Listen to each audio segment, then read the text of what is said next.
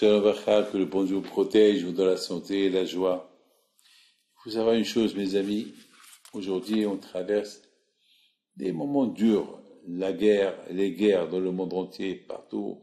On ne sait pas ce qui va devenir le monde. Et même au niveau de la parnassa, c'est dur, tout est dur aujourd'hui. Et bien sûr, mes amis, des questions pour la Shoah. Pourquoi ça s'est passé la Shoah? 6 millions de Juifs assassinés.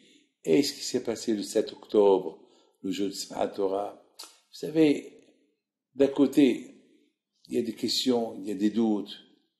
Et aujourd'hui, il faut vraiment, vraiment se renforcer dans la Emouna et ne pas tomber dans le piège des doutes. Vous savez, mes amis, j'étais en train de lire l'histoire de Esther Amalka avec Mordechai et Haman. Haman qui a voulu tuer tous les Juifs. Et vous savez que Haman, il était capable de tuer tous les Juifs. Pourquoi? Parce que le roi Hachvérosh lui a donné sa bague. Et la bague qu'il lui a donnée, c'était le symbole. Tu fais ce que tu veux, je suis avec toi. Et à l'époque, le roi Hachvérosh, il était le roi sur le monde entier. Et Haman, il voulait vraiment tuer tous les Juifs. Le 13, le 14, Adar. Et il a envoyé des lettres partout, préparer les gens à ce jour-là de tuer tous les Juifs. Et grâce à Dieu, il y a eu un grand miracle. Un grand miracle. Et ce jour-là, qui devait être un jour de Shoah, est devenu un jour de Purim, un jour de fête. C'est la folie. Et grâce à Dieu, on a une fête qui s'appelle Purim, on donne des cadeaux pour se rappeler ce que Haman a voulu nous faire. Et grâce à Dieu, on est encore là. Rabotai, il y avait une autre personne qui s'appelle Hitler. Hitler, lui, il a voulu tuer tous les Juifs aussi. Tous les Juifs. Il a commencé. Il a tué 6 millions. Mais la question il y a un grand Rav Abigdor Alav Shalom, qui pose cette question. Quelle est la différence entre Haman et Hitler? Eh bien, il donne une belle image. Il dit que à l'époque de Haman, lorsque les Juifs ils ont vu qu'il y a eu un homme qui s'appelle Haman, qui veut tuer tous les Juifs ils ont prié. Ils ont prié à Kadosh Baruch Hu. Ils ont beaucoup prié.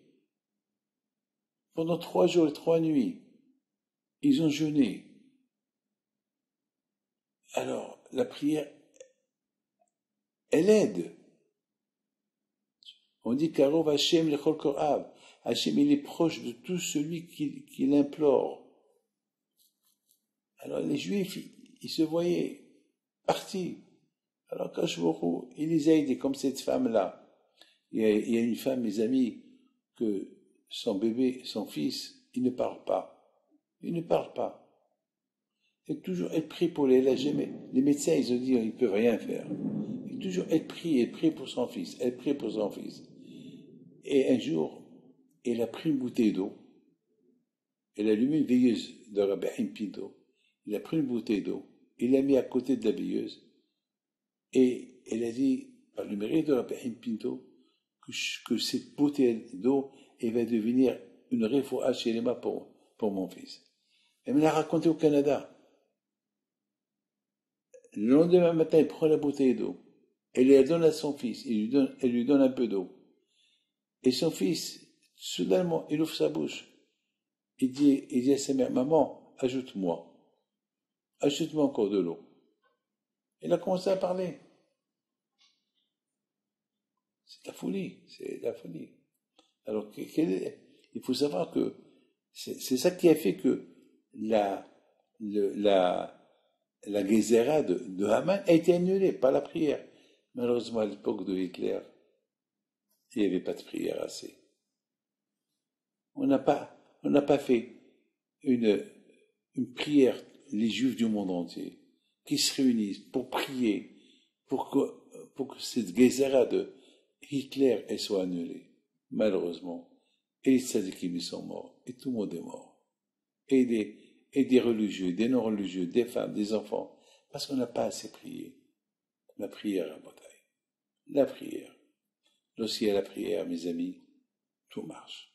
Que Hachem vous protège, que Hachem vous donne la santé, et que Hachem fasse que toujours la prière, elle soit dans notre bouche, parce que c'est la prière qui nous approche à Hachem et qu'on a un contact avec Hachem. C'est la prière. Que Hachem vous protège. Amen.